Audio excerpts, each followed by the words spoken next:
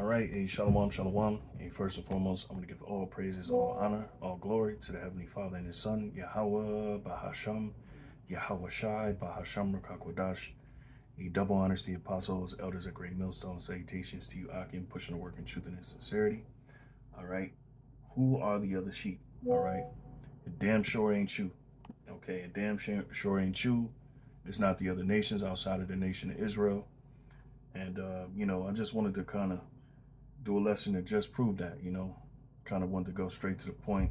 But there's some history, to really understand the plight of Israel, all right, and especially what entails when it's dealing with their future, because the Lord promised that He would, you know, redeem the scattered of Israel, all right, and that's what John 10:16 is talking about, that fold that was lost. All right. When you got to understand history. And we know most of your cronies that follow you, they don't, they're not too deep into the history and understand the history. And then on top of that, you got to understand the will of the Heavenly Father. Okay.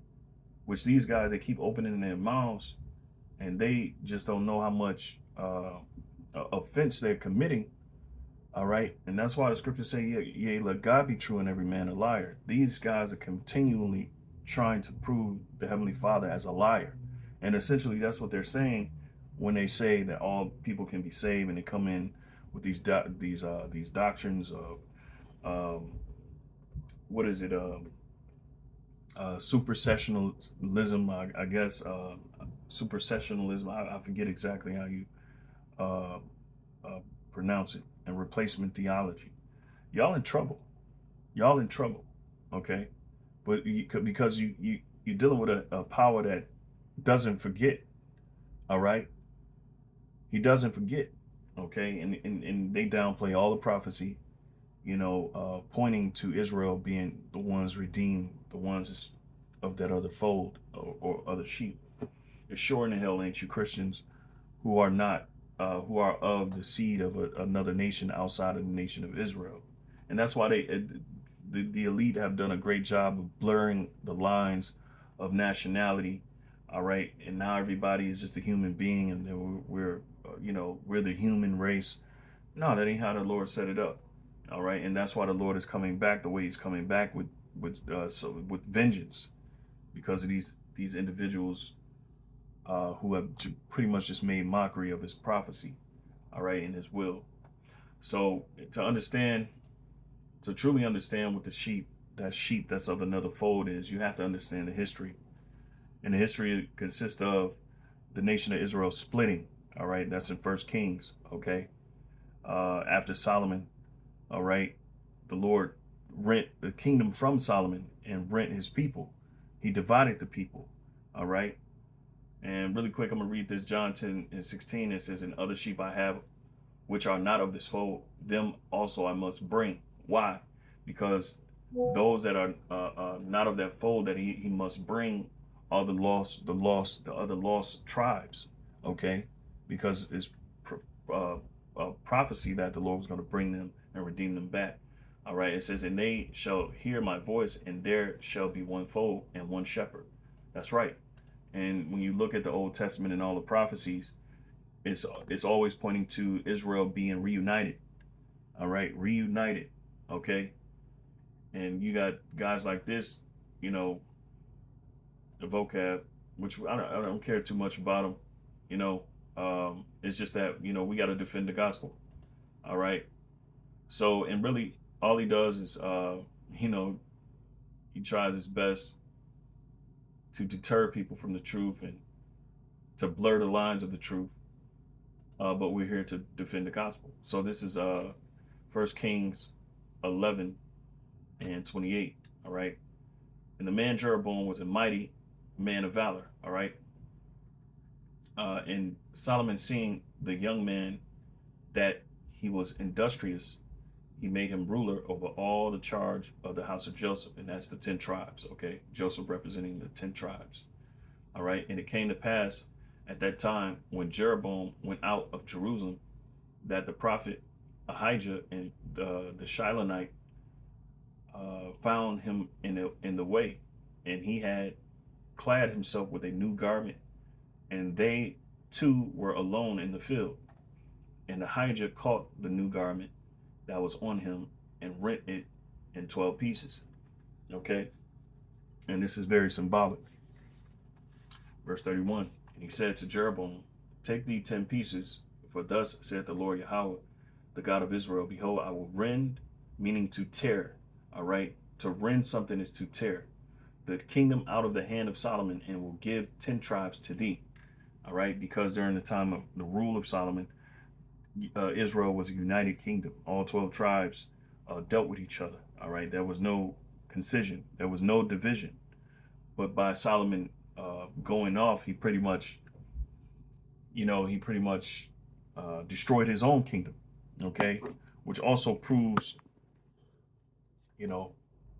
a lot more when it comes to Yahweh Shai, but that's another topic. All right, I don't want to veer off. 32, 1 Kings 11 and 32. But he shall have one tribe for my servant David's sake, and for Jerusalem's sake, the city which I have chosen out of all the tribes of Israel.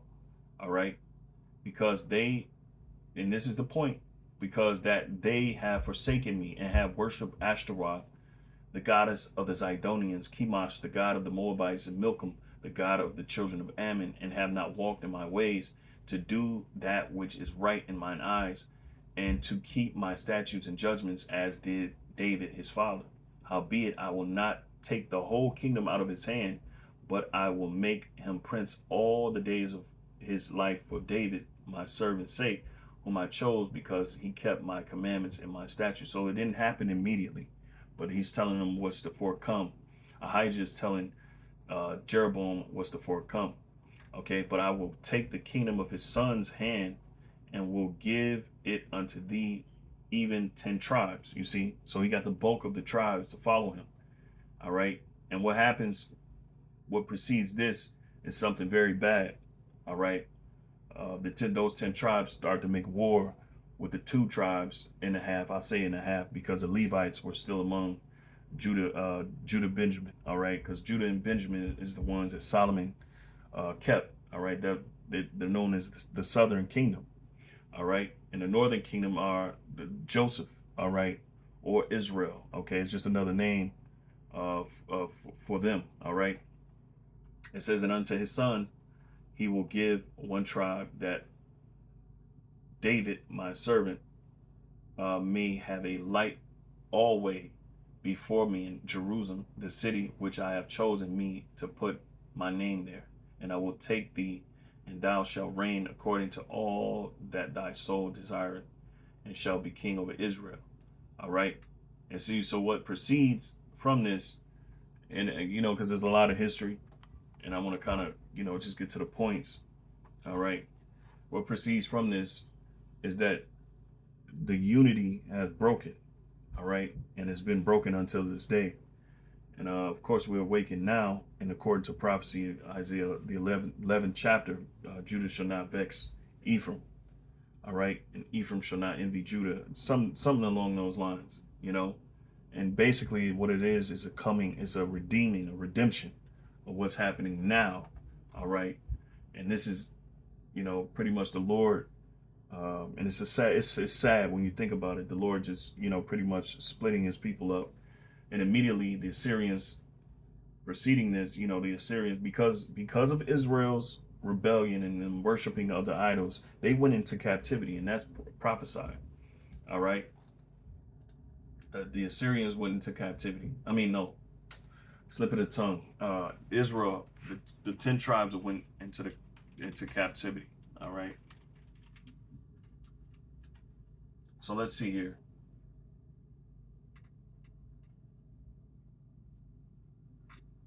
So Salaki.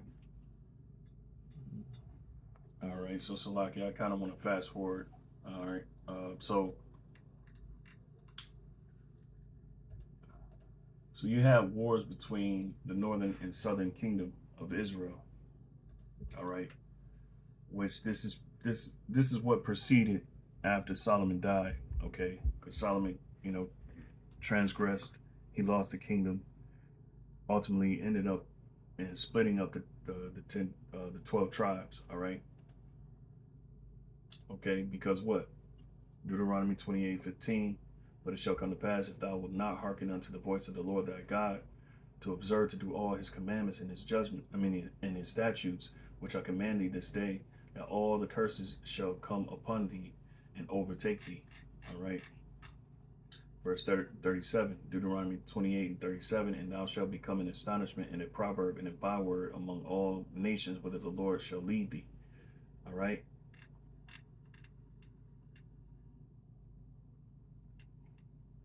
Let's see.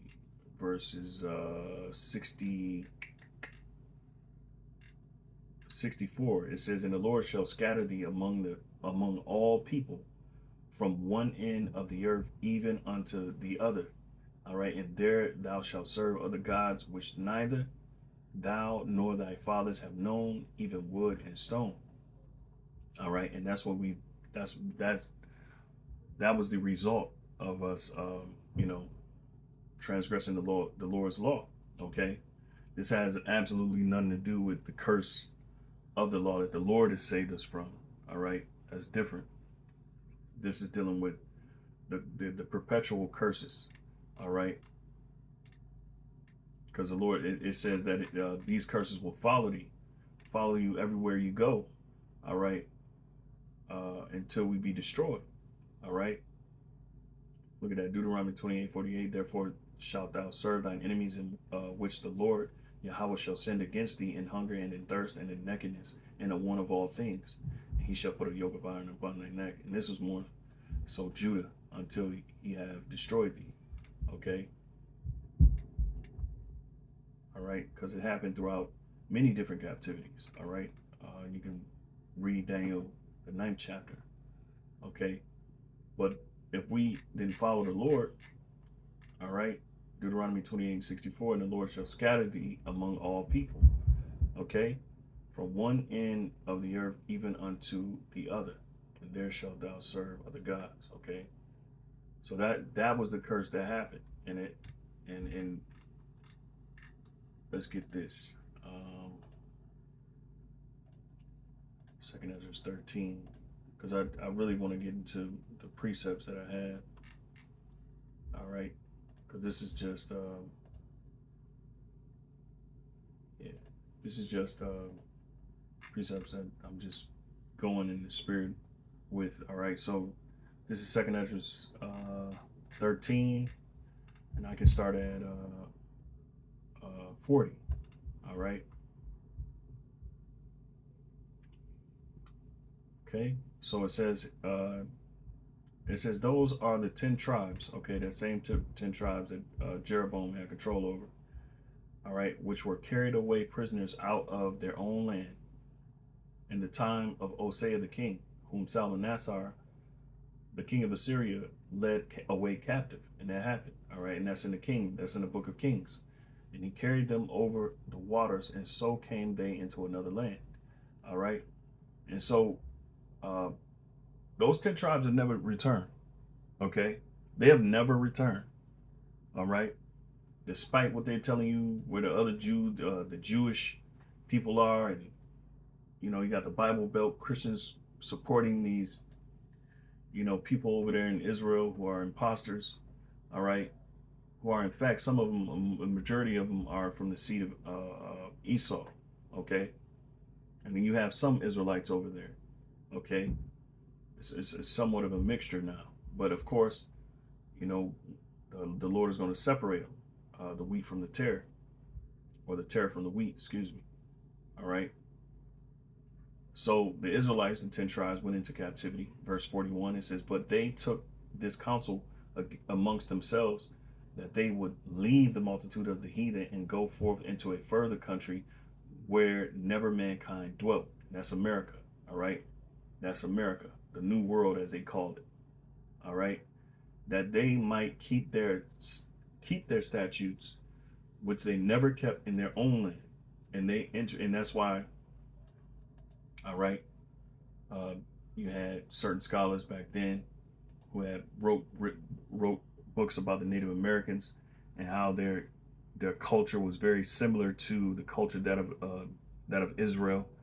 All right, there's a lot of books on there. You know, the elders did lessons on it. I think it's some guy named Kingsborough who wrote a book about the natives and how their culture was very identical to the culture of the ancient Israel or ancient Israelites. Okay. All right. So I'm gonna continue here. It says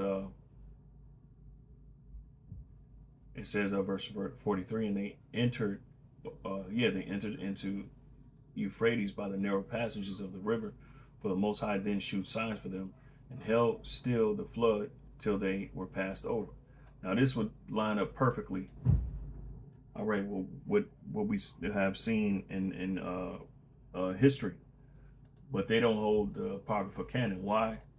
Because it, how can I say it? It backs up our claim. It makes our position very legitimate. All right, and that's how Esau does. Whenever you do have good evidence, they'll throw the evidence out in court, but you can't throw this evidence out. All right, so let's keep trucking. All right, so now we know that the tribes. And when you go into the history, because it's a lot of history. You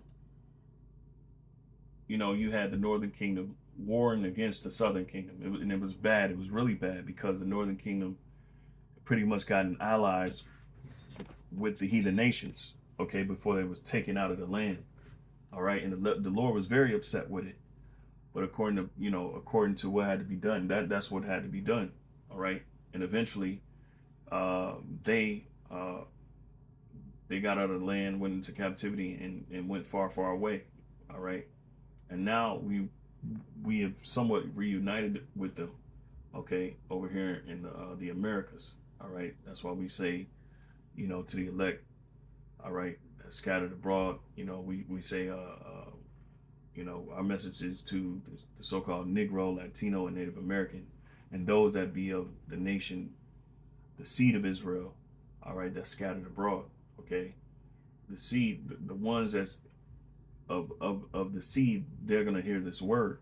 All right, their spirit is gonna resonate with it, and they're gonna wake up from that darkness. All right, they're gonna come out of them graves. Okay, which is essentially them being in among the heathen and taking on heathenistic customs.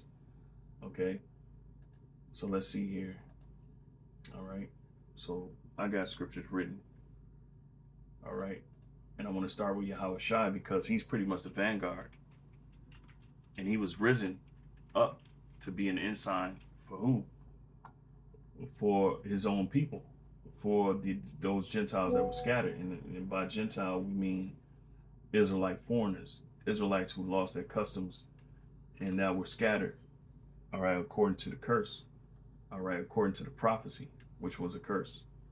So this is Isaiah 10 and 10. No, it's 11.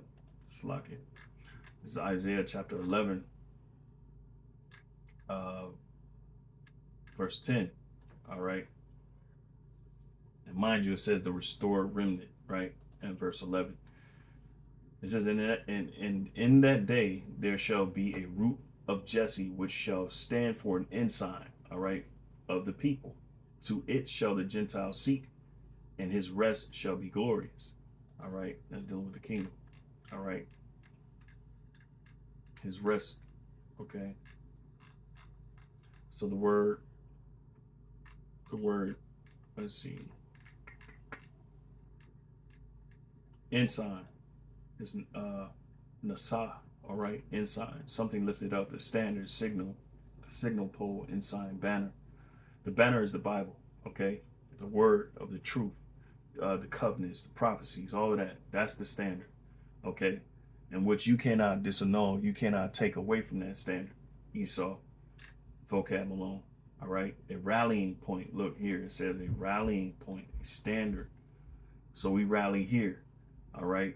We rally to the truth, okay, and that's what's happening, okay. And they were waiting on the Lord's return. Why? Even in Acts, they said, "Will the Lord, you know, give Israel the kingdom? Will He give them the kingdom again?" All right. And of course, they were talking about a restored Israel, a restored remnant. Isaiah 11:11, it says, and it shall come to pass in that day that the Lord shall set his hand again the second time to recover the remnant of his people, possessive now, his, which shall be left from Assyria, and from Egypt, and from Pathros, and from Cush, and from Elam, and from Shinar, and from Hamath, and from the islands of the sea. And that what? That fulfills what the Lord has said about uh, about Israel concerning the promises and the curses. All right, because they were in all these different lands. Okay, and now, and this is just a known world at that time. Okay, time goes on. All right, and that seed was spread throughout the four corners of the earth. All right, and this is why, you had Paul also going to these certain places. All right, and dealing with certain Israelites who were from these said lands.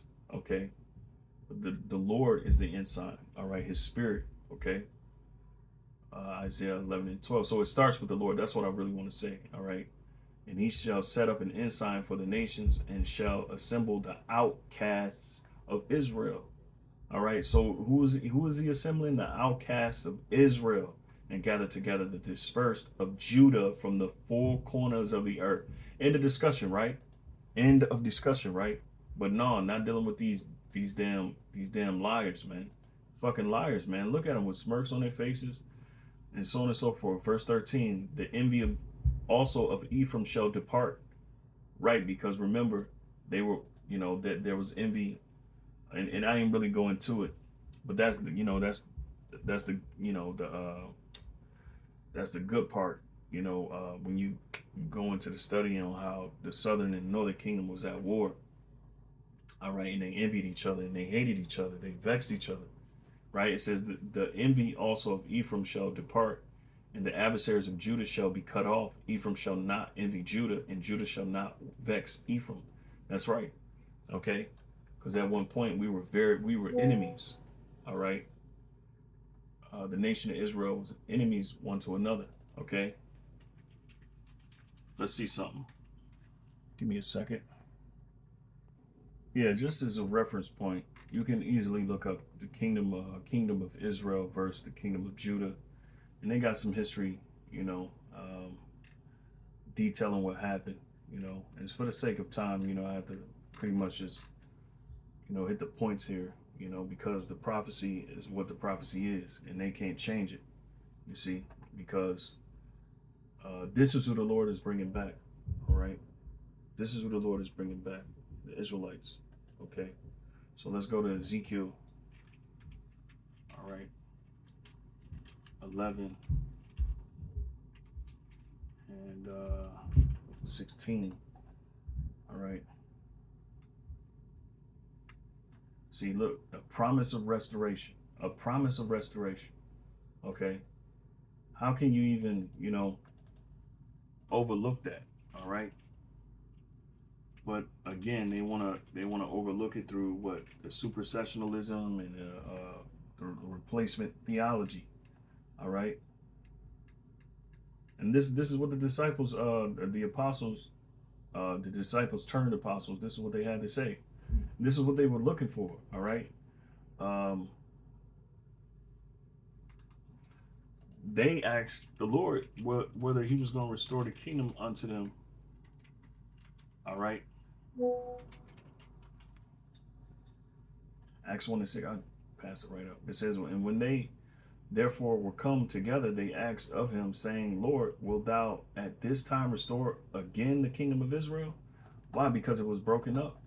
All right. And they knew, according to prophecy, that the kingdom was going to be restored according to this. So check this out. This is Ezekiel 11.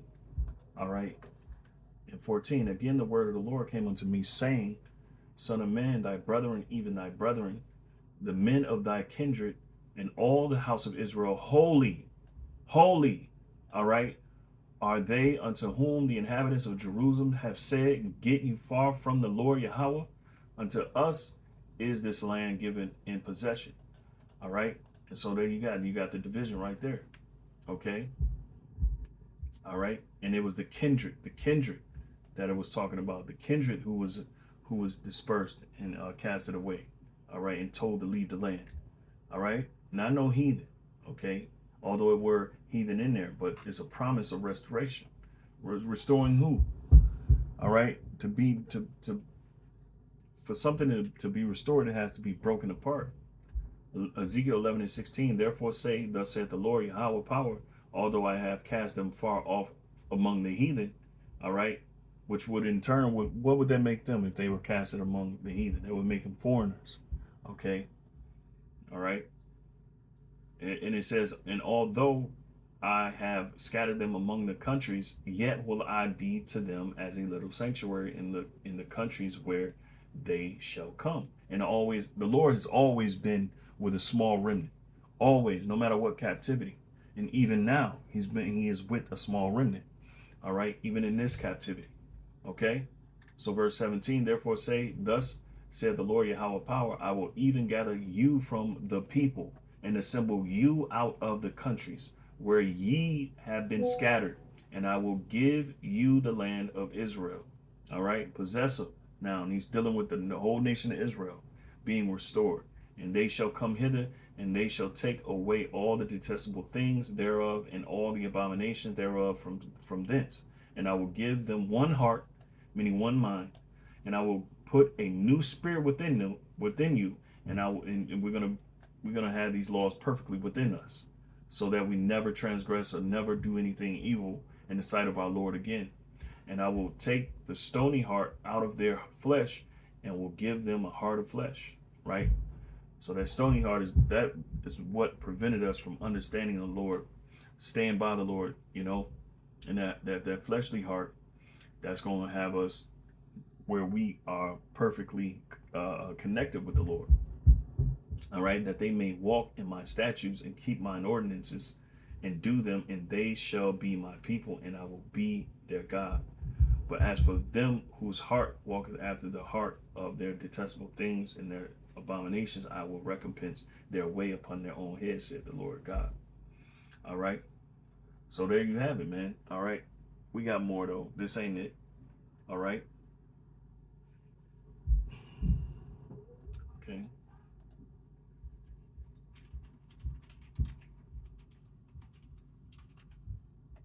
Check this out. Psalms 50. Let me see.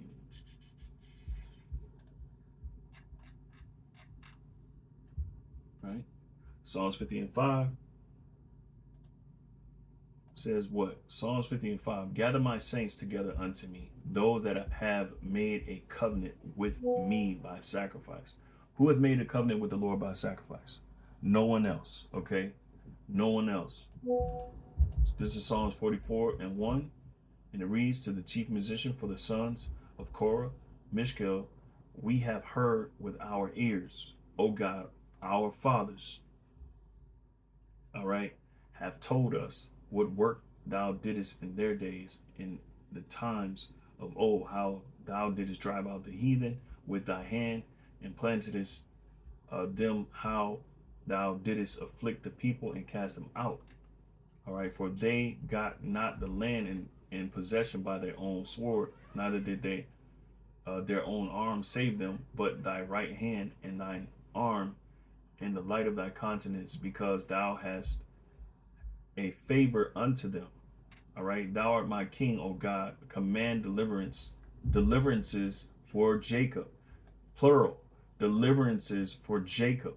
Through thee will we push down our enemies. Through thy name will we, that's why they don't want us to call on a name. Through thy name will we tread them under that rise up against us. For I will not trust in my bow, neither shall my sword save me. Now let me jump. All right. Psalms 44:11. Thou hast given us like sheep. All right. And that sheep is referring to Israel. The Lord doesn't refer to the other nations as sheep. All right. Hell, he referred to the Greeks as the leopard. All right. Or goat. Okay. He referred to, I think it was what? Is it Elam? No, not Elam. He referred to other nations as other animals, okay? But he chosen, as the Lord said, he had chosen one people, all right? You can't believe that's so hard for people to understand. But I get it because people don't want to understand, all right? That's what it is, okay? Uh,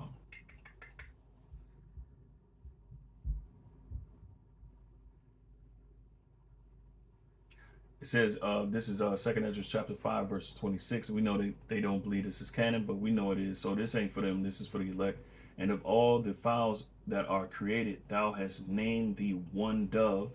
And of all the cattle that are made, thou hast provided the one sheep. And that sheep is Israel. All right. That sheep has always been Israel. All right. Psalms 44 and 11, it says, thou hast given us like sheep appointed for meat, and hast scattered us among the heathen. Thou sellest thy people for naught, and dost not increase thy wealth by their price.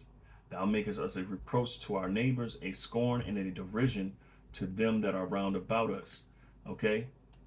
Let's see what it says in the NLT. NLT says, you have butchered us like sheep and scattered us among the nations. You sold your precious people for a pittance, making nothing on the sale.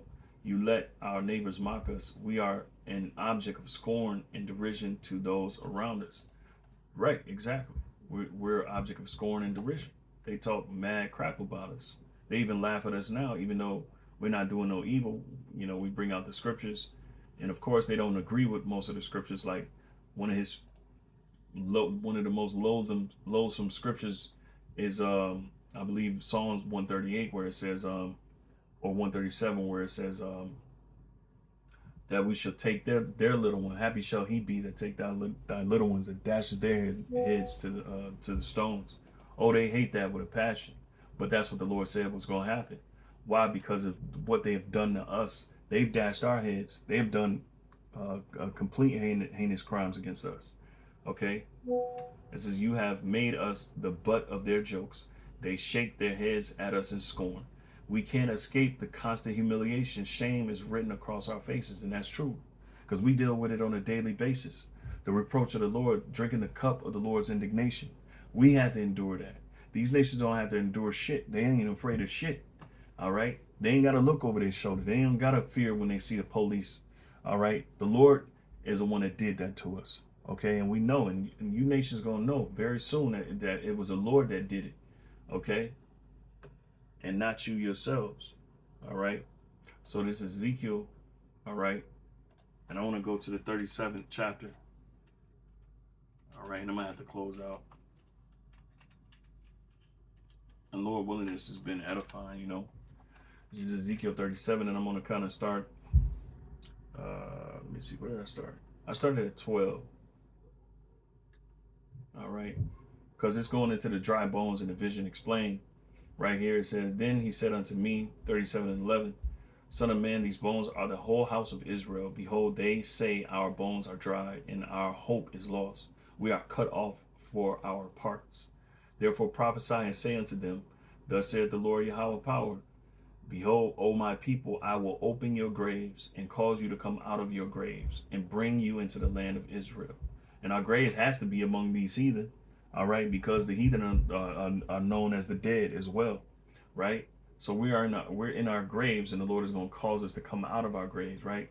And ye shall know that I am the Lord Yahweh when I have opened your graves, O my people, and brought you up out of your graves, O my people, right? The Lord is dealing with a particular specific people, his people, all right? Very possessive pronouns being used here. And shall put my spirit in you, and ye shall live, and I shall place you in your own land. Then shall ye know that I, the Lord, have spoken it and performed it, said the Lord. Reunion of Judah and Israel. This hasn't happened yet. This is happening now as we speak. All right. They can't even prove this. They can't even prove the prophecies match their situations and lots in life. Okay. They can't prove that. We can prove that we've been in hardcore slavery according to Deuteronomy, this 28th chapter. All right. We can prove all those curses all upon us. All right. We can prove that we are a reproach. We're in astonishment when you look at the whole nation of Israel. All right. Ezekiel 37:15, the word of the Lord Yahweh came unto me again unto me, saying, moreover, thou son of man, take thee one stick and write upon it for Judah and for the children of Israel his companions. Then take another stick and write upon it for Joseph. Judah represents the southern kingdom, right? And write upon it for Joseph, which represents the northern kingdom. The stick of Ephraim, all right, because that's the head tribe of the northern kingdom, Ephraim, and for all the house of Israel, his companions. All right, that's the rest of the 9 tribes. That's with Israel, right? Okay. Now it's saying bring them all. That's that fold. That's that fold. This is prophecy right here. So how? What else could it be talking about in John 10:16? It's talking about Israel.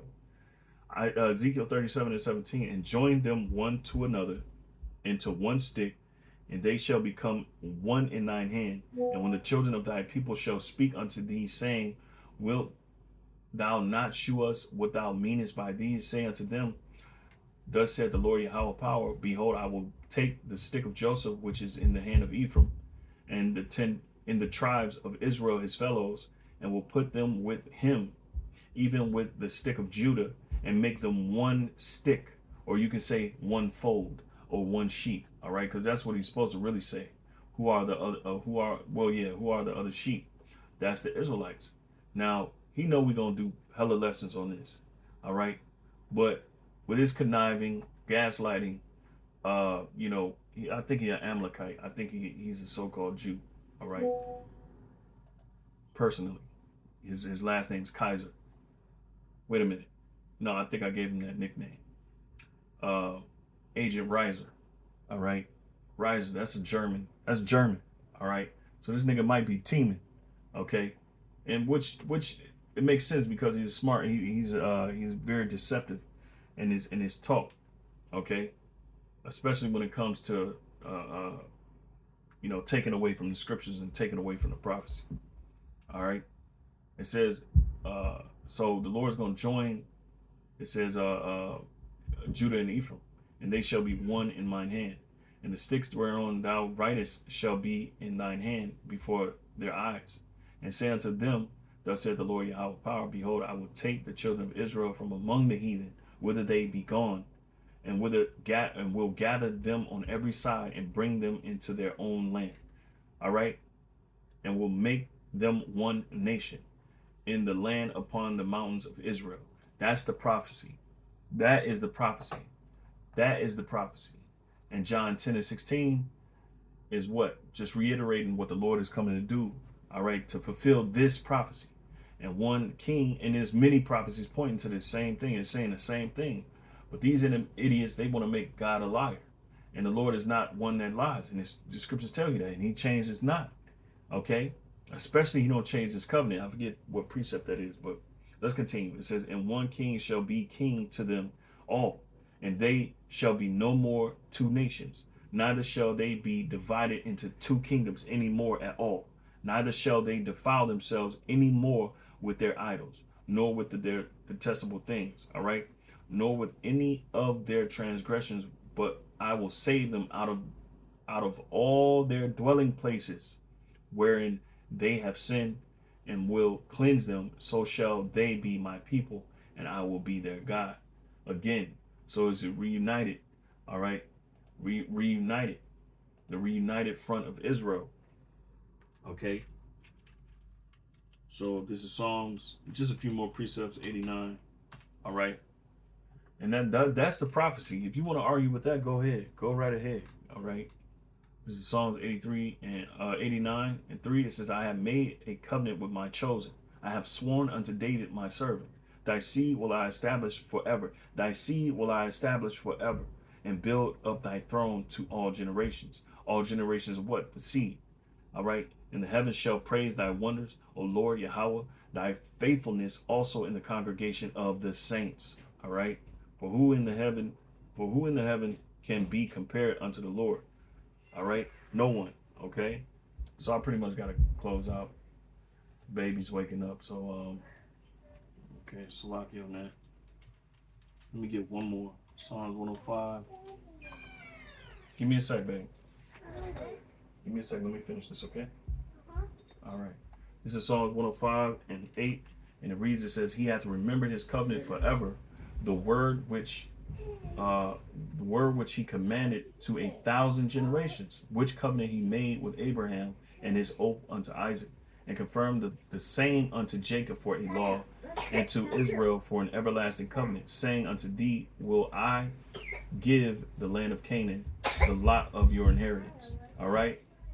When they were but a few men in number, yea, very, very few, and strangers in it, when they went from one nation to another, from one kingdom to another people. And it's going to happen the same way, you know. And so, Lord willing, this was edifying. Until next time, I say shalom. All right.